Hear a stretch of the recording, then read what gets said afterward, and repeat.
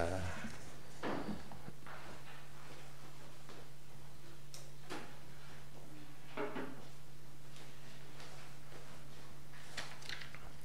오늘은 요나서 2장 1절에서 10절입니다.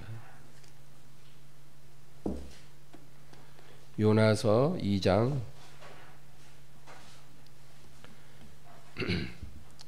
1절부터 10절까지 다 같이 읽습니다. 요나가 물고기 뱃속에서 그의 하나님 여호와께 기도하여 이르되 내가 받는 고난으로 말미암아 여호와께 불러 아뢰었더니 주께서 내게 대답하셨고 내가 수월의 뱃속에서 부르짖었더니 주께서 내 음성을 들으셨나이다. 주께서 나를 깊음 속 바다 가운데 던지셨으므로 큰 물이 나를 둘렀고 주의 파도와 큰 물결이 다 내 위에 넘쳤나이다. 내가 말하기를 내가 주의 목전에서 쫓겨났을지라도 다시 주의 성전을 바라보겠다 하였나이다. 물이 나를 영혼까지 둘러싸우며 깊음이 나를 에워싸고 바닷불이 내 머리를 감쌌나이다. 내가 산의 뿌리까지 내려갔사오며 땅이 그 빗장으로 나를 오래도록 막았사오나 나의 하나님 여호와여 주께서 내 생명을 내 구덩이에서 건지셨나이다. 내 영혼이 내 속에서 피곤할 때 내가 여호와를 생각하였더니 내 기도가 주께 이르렀사오며 주의 성전에 미쳤나이다. 거짓되고 헛된 것을 숭상하는 모든 자는 자기에게 베푸신 은혜를 버렸사오나 나는 감사하는 목소리를 주께 감사를 드리며 나의 서원을 주께 갚겠나이다. 구원은 여호와께 속하였나이다 하니라. 여호와께서 그 물고기에게 말씀하시매 요나를 육지에 토하니라. 아멘. 할렐루야. 구약 성경의 뒷부분을 보면 이사야부터 말라기까지가 바로 예언서라고 합니다. 이사야부터 말라기까지 예언서라고 하는데 그 중에서 이사야, 예레미야, 에스겔, 다니엘은 대선지서라고 그러고 그다음에 호세아부터 말라기까지는 소선지서라고 합니다. 왜 그렇게 나누냐면은 그냥 분량의 차이예요. 예언에 기록된 분량이 많으면 대선지서, 적으면 소선지서. 그리고 그 선지자의 이름으로 책 이름이 되어 있죠. 근데 이 소선지서 중에 요나와 나훔이 있습니다. 이 요나와 나훔은 공통점이 있어요. 요나는 BC 770년경에 예언한 선지자고 나훔은 BC 620년경에 예언한 선지자입니다. 그러니까 이 두 사람 사이에 150년이라는 시대적인 갭이 있는 거죠. 근데 이 두 사람 다 이스라엘과 유다의 백성들에게 예언한 선지자가 아니고 아수르 사람들에게 예언을 했다는 겁니다. 그러니까 자기 민족이 아니라 이방인에게 가서 하나님의 말씀을 선포했어요. 그런데 이러한 공통점이 있죠. 참고로 이 소선지서의 선지자들 중에 이방인에게 예언한 선지자는 요나와 나훔이 있고요. 그리고 오바댜가 있습니다. 오바댜는 에돔에 가서 예언을 했습니다. 그 외에는 다 자기 민족에게 말씀을 선포한 선지자들이죠. 근데 이 아수르라는 나라는 그 수도가 니느웨에 있습니다. 오늘날은 이라크의 모술이라고 하는 도시인데 이 느느웨가 이 아수르 나라의 수도입니다. 이 아수르 사람들은요 굉장히 잔인합니다. 그래서 어떤 민족을 정복하면 그 피정복민들을 말뚝에 꿰어서 죽여요. 그래서 말뚝을 땅에 박아서 놓고 거기를 송곳처럼 삐죽하게 해놓은 다음에 산 사람을 거기 꿰어서 그 시신을 그대로 전시를 하는 그런 잔인한 사람들이. 그래서 그 아수르에게 정복당한다는 것은 정말로 두려운 일이죠. 근데 이 아수르는 이스라엘에게 적대적인 민족입니다. 여러분, 이스라엘과 우리 대한민국은 참 비슷한 점이 많은 게 지리적으로 요충지고 강대국 사이에 있어서 늘 강대국의 침략을 받았다는 거죠. 그래서 이스라엘도 북쪽에는 아수르, 남쪽에는 애굽. 그래서 이 아수르와 애굽이 늘 세력 다툼을 하는데 그 전쟁터가 바로 팔레스타인 유대 땅이었어요. 그래서 그냥 고래 싸움에 새우등 터지듯이 어떤 때는 아수르에게 당하고 어떤 때는 애굽에게 당하고, 그리고 좀 잠잠하면 그 주변에 잔챙이들이 또 괴롭혀요. 모압, 암몬, 에돔, 블레셋, 이런 잔챙이들이 또 와서 약탈하고 그런 역사가 있죠. 우리나라도 그렇잖아요.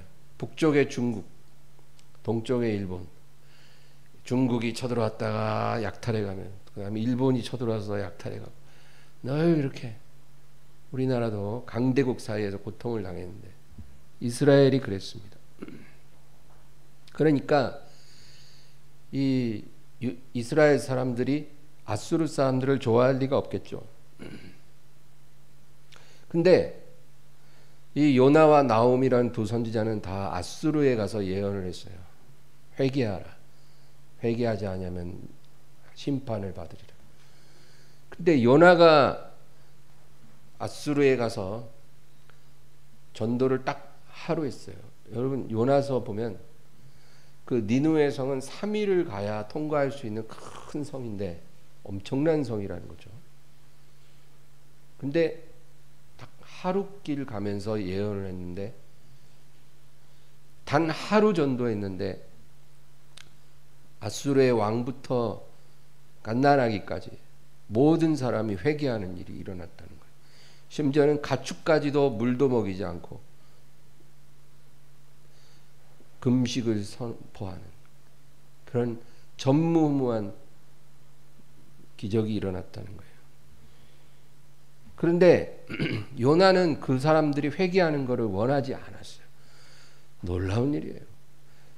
말씀을 선포하는 사람도 이 말씀으로 저 사람들이 회개하기를 원치 않고 말씀을 선포했다. 그런데 딱 하루 만에 온 성이 회개하는 일이 일어났어요. 여러분, 이 사건이 우리에게 주는 그 메시지가 있습니다. 마치 제가 예를 들어 말씀을 설교하는데 오늘 온 사람들 한 명도 은혜 못 받고 갔으면 좋겠다. 그러고 내가 설교를 했다는 거죠. 그러니까 얼마나 대충 했겠어요, 설교. 근데 막 성령이 임해가지고 다 막 뒤집어지고 난리가 나면 얼마나 제가 더 황당하겠어요. 이게 뭐지? 요나가 느낀 황당함도 그런 거였을 거예요. 그런데 나홈은 150년 후에 나홈은 같은 곳에 가서 같은 메시지를 전했는데 아무 일도 안 일어났어요. 그리고 5년 후에 니느웨는 멸망했습니다. 우리가 하나님의 일을 할 때 우리가 하나님의 일을 한다 그러면 그게 꼭 교회에 관련된 일만을 얘기하는 게 아니에요. 우리의 모든 삶의 모든 일이 다 하나님의 일입니다. 하나님께 속한 일이잖아요. 그렇죠? 우리 가정이 하나님께 속했으면 가정의 일들이 하나님의 일이에요. 내 자녀가 하나님께 속했으면 내 자녀와 관계된 일도 하나님의 일이고, 사업이 하나님께 속한 거라고 내가 믿고 있다면 그것도 하나님의 일이에요. 근데 우리가 하나님의 일을 할 때 나의 노력으로 결과를 만들어내려고 하면 안 돼요. 그게 중요한 포인트예요. 하나님의 속한 일을 우리가 할 때 내 노력으로 어떤 결과를 만들어내겠다. 그것은 우리가 아주 잘못 생각하고 있는 거예요. 물론 우리가 모든 일에 최선을 다해야 하며 성실하고 정직하게 노력하고, 그렇죠? 또 좋은 결과가 나오기를 바라는 건 당연한 거예요. 그러나 그 일의 열매, 결과는 전적으로 하나님의 주권 속에 있다는 거예요. 그걸 우리가 잊어서는 안 되는 거예요. 우리가 그것만 바로 알아도 우리가 정말로 수고하고 무거운 짐을 다 내려놓고 살 수 있어요. 당한 일은 최선을 다하되 결과는 하나님의 주권이다. 우리가 그것만 바로 알아도 할렐루야입니다. 이거 하나 배우는데 평생 걸리는 거예요. 왜 우리가 이거를 깨닫는 게 중요할까요? 오늘 요나에서도 보세요. 요나는 니느웨 사람들이 회개하는 걸 원치 않았어요. 그런 그가 하나님의 명령에 복종해서 하루 전했는데 온 성이 변화되는 일이 일어났다. 하나님의 일이 이루어지는 것은 우리의 노력과는 별개의 문제예요. 그렇다고 우리가 최선을 다하지 않는다는 우리가 하나님을 시험하는 자가 되기 때문에 그것도 안 되지만 우리가 최선을 다하되 결과는 하나님의 주권 속에 딱 감추어져 있는 거예요. 요나서에는 8개의 기적이 나와요. 이 짧은 책 안에 8개의 기적이 나와 있어요. 여러분, 기적이 뭘까요? 기적은 우연이 아닌 건 다 기적이에요. 우연히 일어난 게 아니면 다 기적이에요, 여러분. 하나님의 능력이에요. 그러니까 우리 인생도 통째로 기적 덩어리예요. 우리 인생 중에 우연이 몇 개나 있겠어요? 우리 인생 전체가 다 하나님의 섭리고 기적입니다. 근데 이 요나서에도 보면 기적이 가득해요. 먼저 요나가 다시스로 가는 배를 탔어요. 출발할 때만 해도 날씨가 쾌청하고, 그렇죠? 아주 순풍에 돛달된 배가 나아갔어요. 그러나 얼마 가지 않아 광풍이 대작을 하죠. 근데 여러분, 이 바다에서 큰 파도를 만나는 거는 뭐 비일비재하지만 그 배에 있는 짐을 다 버리고 그래도 안 돼서 결국 이 재앙이 누구로부터 왔나 해서 어느 한 사람을 바다에 제물로 던질 수밖에 없는 상황은 아주 드물게 일어나는 일이거든요. 그거는 배가 거의 침몰할 지경에 있을 때 뱃사람들이 이제 그렇게 하는 미신이 있는 거예요. 그런데 그 정도의 광풍이 대작해서 결국 제비를 뽑았다는 거죠. 제비를 뽑았는데 그 배에 있는 몇백 명 중에 요나가 뽑혔다라는 거예요.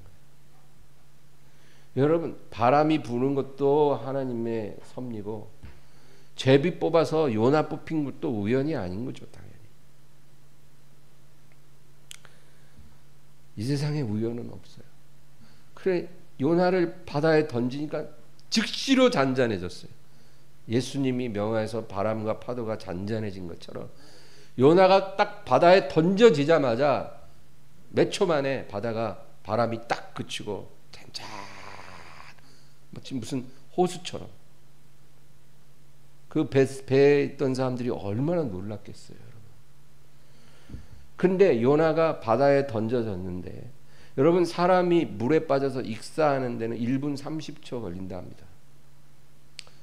그러니까 아마도 요나가 바다에 던져져서 쭉 빠져 내려가고 한 30초에서 1분 정도 지났을 때, 그렇죠? 이제 의식도 잃어버리고 이제 바다에 가라앉고 있을 때, 그때 때마침 큰 고래가 와서 요나를 훅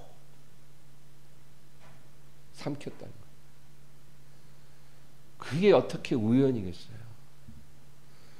하나님이 그렇게 한 거예요. 익사 직전에 고래 뱃속에 들어갔어요. 그러니까 그 안에 어떤 공간이 있겠죠.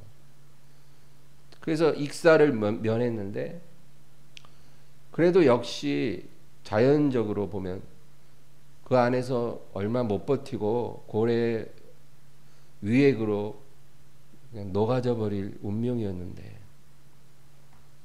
3일을 하나님이 그곳에 요나가 생존하도록 하셨다는 거.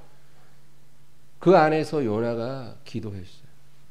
그랬더니 물고기가 요나를 3일 만에 확 토해버렸는데, 아니 바다 한가운데서 토하면 또 죽죠.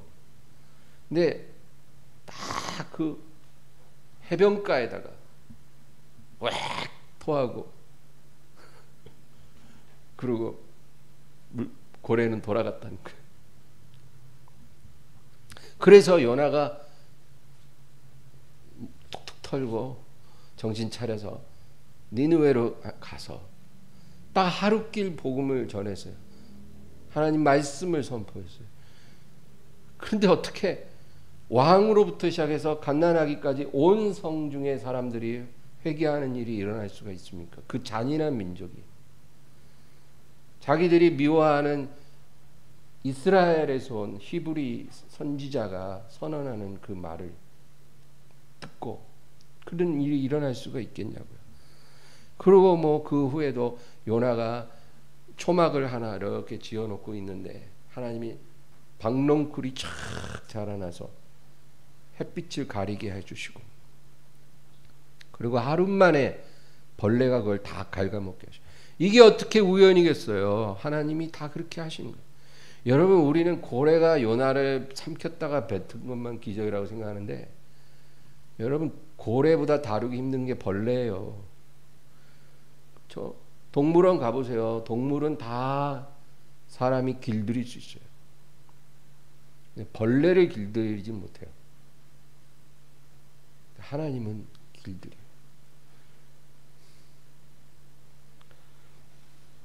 하나님께서 하시는 일이에요. 오늘 우리가 읽은 말씀 10절에도 여호와께서 그 물고기에게 말씀하심에, 여러분 성경은 한 절 한 절 그냥 써진 게 아니라 성령께서 기록하신 거예요. 하나님이 그 물고기에게 말씀하심에 요나를 육지에 토하니라. 우연히 일어난 일이 아니라는 거예요. 하나님이 어떤 일을 행하실 때 목적이 있습니다. 하나님은 요나가 불순종할 거를 알고 계셨어요. 그렇죠? 하나님이 만약에 이런 일을 염두에 두지 않았으면 요나가 아닌 다른 사람을 보냈으면 빨리 해결됐을 거예요. 근데 요나가 거역하고 불순종할 걸 아시면서도 요나를 선택하셨다. 그가 다시스로 가는 배를 타고 그리고 바다에 던져져서 물고기 뱃속에 3일간 있다가 그러고 나서 그가 니느웨로 가게 될 것을 하나님은 다 알고 계셨어요. 왜 하나님이 그렇게 했을까요? 요나서 2장은 요나가 물고기 뱃속에서 하나님께 드린 기도로 전체 한 장이 다 이루어져 있는데 여러분 이 사건이 참 중요하다는 거예요. 물고기 뱃속에 있다라는 것은 사실상 무덤에 들어갔다 그 말이죠. 누가 물고기 뱃속에 3일간 있으면서 살 수 있겠어요? 누가 다시 살아나올 것을 예상할 수 있겠어요? 이미 그는 사실상 죽은 거예요.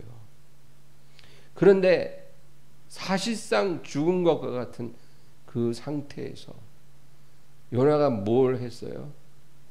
기도했다. 그거예요. 하나님이 우리를 죽음에 던지시는 것은 우리를 다시 살리기 위해서예요. 왜 하나님이 우리를 거의 사실상 죽게 하시는 줄 아세요? 사랑하는 백성, 그 사랑하는 자녀를 그냥 사랑스럽게만 키우지 않고 왜 사실상 거의 죽는 단계까지 가도록 하나님이 그렇게 하시는 줄 아세요? 우리를 다시 살리시기 위해서요. 우리는 반드시 죽었다가 살아나야 되는 거예요. 그것이 하나님에겐 중요한 거예요. 아유, 뭐 그렇게 피곤하게 하세요. 그냥 살려두지. 왜 죽였다 또 살리세요, 피곤하게. 그러나 하나님은 우리를 죽였다가 살려야만 하는 이유가 있는 거예요. 오늘 7절에 보면 7절만 읽어볼까요? 내 영혼이 내 속에서 피곤할 때 내가 여호와를 생각하였더니 내 기도가 주께 이르렀사오며 주의 성전에 미쳤나이다. 여러분, 하나님의 택한 사람은 그가 영혼이 피곤할 때, 그의 영혼이 사실상 거의 죽었을 때, 사망 선고를 받았을 때 그는 하나님을 생각하게 된다는 거예요. 그는 하나님을 바라보게 됩니다. 우리가 그냥 편안하게 인생을 살 때는 우리가 하나님이 원하시는 수준으로 하나님을 바라보질 않아요. 내가 생각하는 수준에서 하나님을 바라보지, 하나님이 원하는 수준으로 우리가 하나님을 향하지 않는다는 거예요. 그러나 우리가 사실상 거의 죽게 되면 우리가 그 무덤 속에서 하나님을 바라보는데, 하나님이 원하시는 수준으로 하나님을 바라본다는 거예요. 그것이 하나님의 목적이에요. 그리고 뭘 해요? 기도하는 거예요. 여러분, 우리가 죽음 가운데서 기도하는 기도는 그냥 일반적인 기도랑 달라요. 그때 기도하는 것은 우리의 기도가 주의 성전에 도달하는 기도예요. 모든 기도가 다 똑같은 거 아니에요. 우리의 많은 기도는 하나님께 도달하지 않기도 해요. 그러나 죽음 가운데서, 무덤 속에서 하나님께 부르짖는 기도는 하나님의 성전에 도달한, 내 영혼이 내 속에서 피곤할 때 내가 여호와를 생각하였더니 내 기도가 주께 이르렀사오며 주의 성전에 미쳤나이다. 그러니까 여러분, 어떤 일이 일어났어요? 물고기가 요나를 토해냈어요. 어떻게 이런 일이 일어날 수 있나? 일어나요. 여러분, 하나님이 물고기에게 명하면 요나를 3일 동안 품고 있던 물고기가 해변가에 가서 토해내는 일이 일어나는 거예요. 하나님이 명하면 무덤이 열리고 죽은 자가 살아나는 거예요. 죽은 지 나흘 된 나사로도 붕대 감싼 채로 나오는 거예요, 여러분. 예? 제가 입관 예배 엄청 많이 했는데 그 입관할 때 똘똘똘 싸잖아요. 근데 갑자기 그 사람이 벌떡 일어난다 생각해 보세요. 얼마나 놀라운 일이겠어요. 그런데 그런 일이 안 일어날 줄 우리가 생각하면 안 돼요. 주님이 말씀하시면 그런 일도 일어납니다. 여러분, 걱정 마세요. 염려 마세요. 우리가 뭘 그렇게 걱정하고 염려할 필요가 있겠어요? 하나님이 모든 걸 다 컨트롤하고 계셔요. 사탄이 역사하지만 사탄은 하나님 손안에 있어요. 하나님이 허락한 영역에서 한 발자국도 벗어나지 못하는 게 사탄이에요. 우리의 생명도, 우리의 호흡도, 우리의 이 심장 뛰는 것도, 우리의 모든 삶의 마지막 하루까지도 하나님의 손안에 있어요. 주변에 막 번개치고 막 우박 떨어지고 뭐 폭풍우가 불어도 너무 두려워하지 마세요. 하나님 손안에 다 있어요. 그리고 하나님 말씀하시면 물고기가 요나를 토한 것처럼 우리도 무덤 속에서라도 다시 나와요.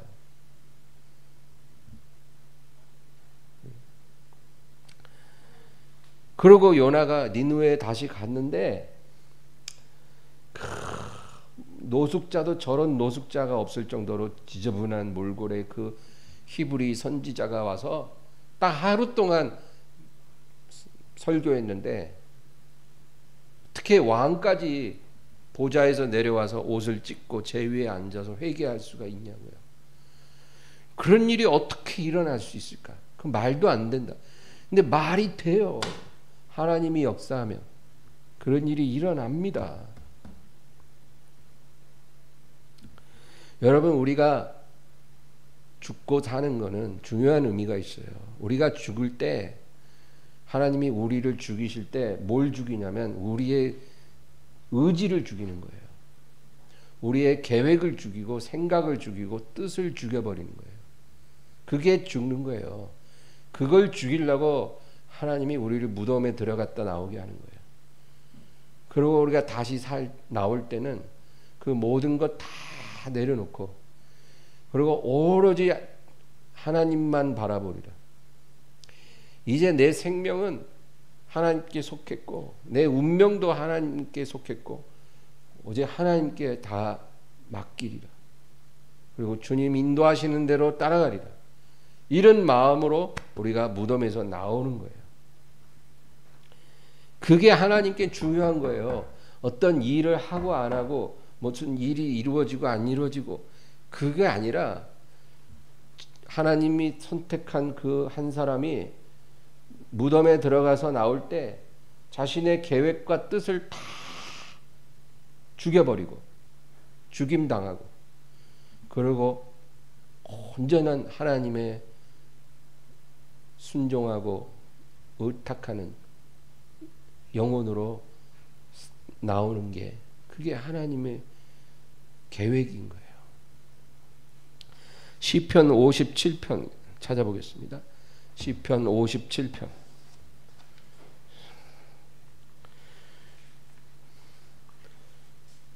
7절 8절 57편 7절 8절 시작. 하나님이여 내 마음이 확정되었고 내 마음이 확정되었사오니 내가 노래하고 내가 찬송하리이다. 내 영광아 깰지어다. 비파야 수금아 깰지어다. 내가 새벽을 깨우리로다. 우리가 잘 아는 구절인데 여러분 이게 무슨 의미인지 우리가 잘 알아야 돼요.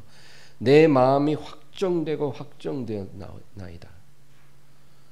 여러분 우리 마음이 확정되는 게 이렇게 간단한 문제가 아니에요. 우리 마음은 늘 바람에 일렁이는 파도처럼 갈대처럼 늘 흔들리는 게 우리 마음이에요. 그래서 상황에 따라 환경에 따라 어제 내 마음 다르고 오늘 내 마음 다른 게 그게 우리 마음. 그런데 우리 마음이 확정이 됩니다.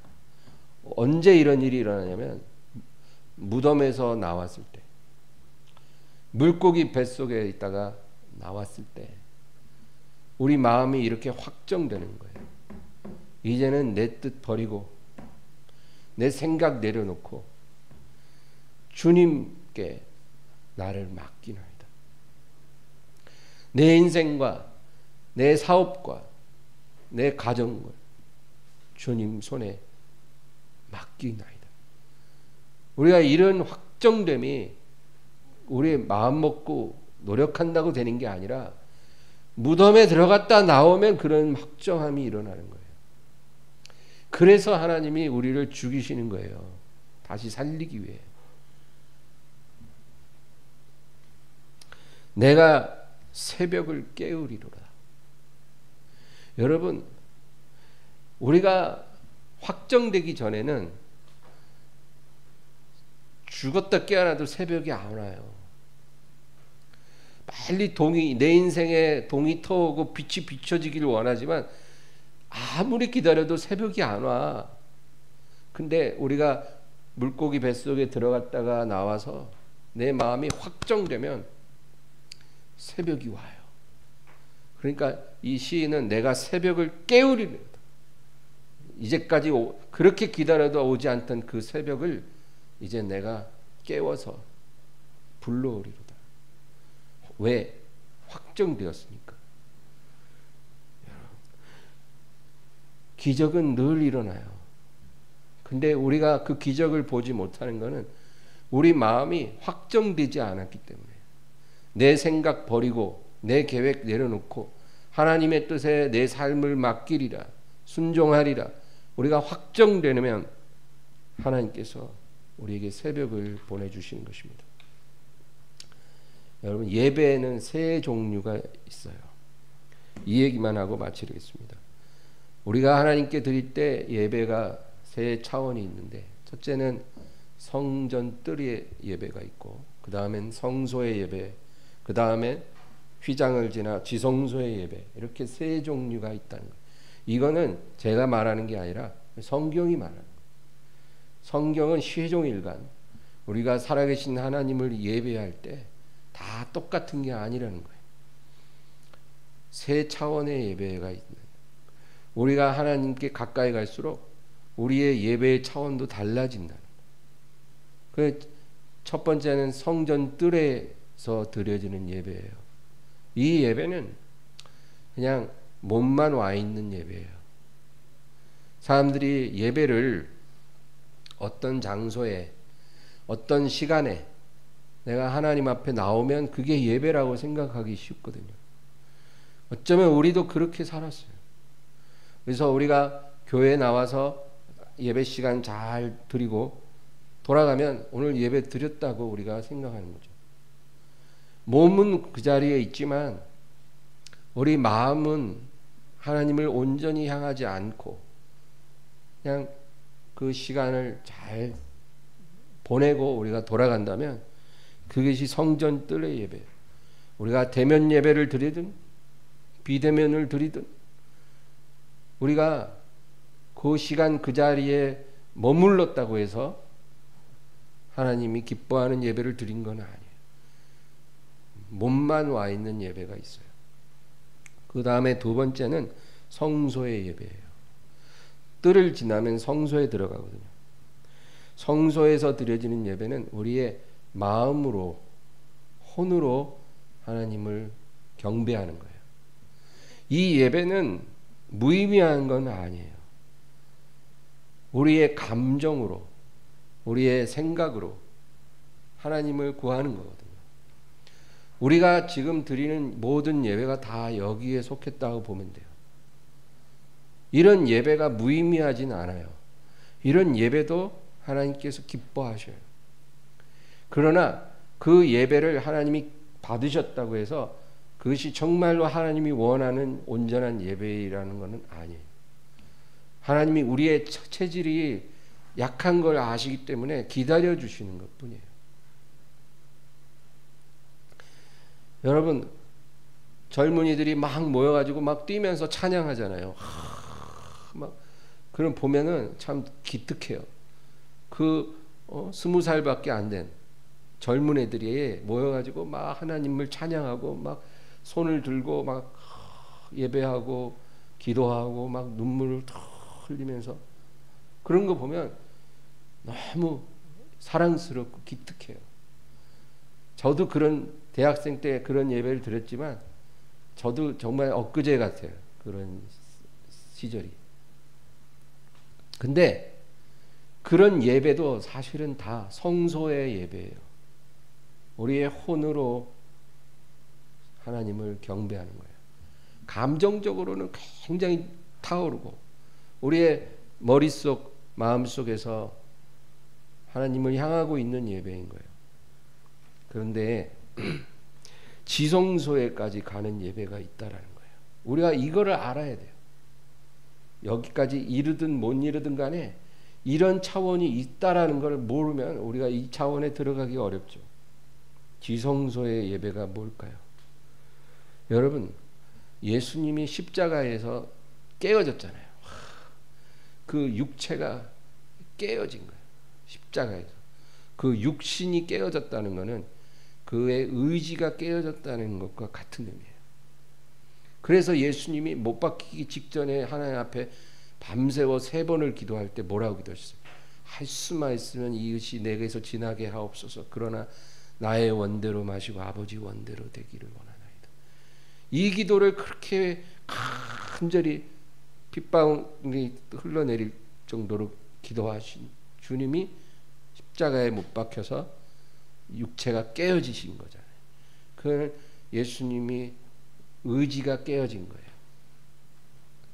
근데 예수님의 몸과 의지가 십자가에서 팍 깨질 때 어떤 일이 일어나냐면 성전에 성소와 지성소를 나누는 그 휘장이 있어요. 휘장. 엄청나게 두꺼운 그 커튼이에요. 여기 커튼 쳐진 것처럼 이런 식으로 쫙 가려져 있어요. 엄청 두껍고 찢어질래야 찢어질 수가 없어. 빛이 전혀 통과할 수 없는 그런 휘장이에요. 그 휘장이 반으로 쫙 찢어졌다는 거예요. 예수님이 몸이 십자가에서 깨질 때, 그 의지가 아버지 뜻 앞에서 완전히 깨질 때 그 휘장이 쫙 찢어졌어요. 그리고 지성소가 쫙 드러났어요. 히브리서에 보면 예수님이 그 휘장을 지나 지성소에 들어가셨다. 그렇게 말씀합니다. 여러분, 이것이 우리에게 중요한 진리를 가르쳐줘요. 우리의 예배는 이제까지 성소에서만 머무는 그런 예배를 드렸다면 지성소에까지 가는 예배가 돼야 돼요. 그것은 뭐냐? 우리도 예수님처럼 우리의 육신을 깨뜨려, 다시 말해 우리의 의지를 하나님 뜻 앞에서 깨뜨려야 돼요. 말씀 앞에 깨뜨려줘야 돼요. 의지가. 그래서 말씀을 아침 저녁으로 읽고 들으라는 게 그거예요.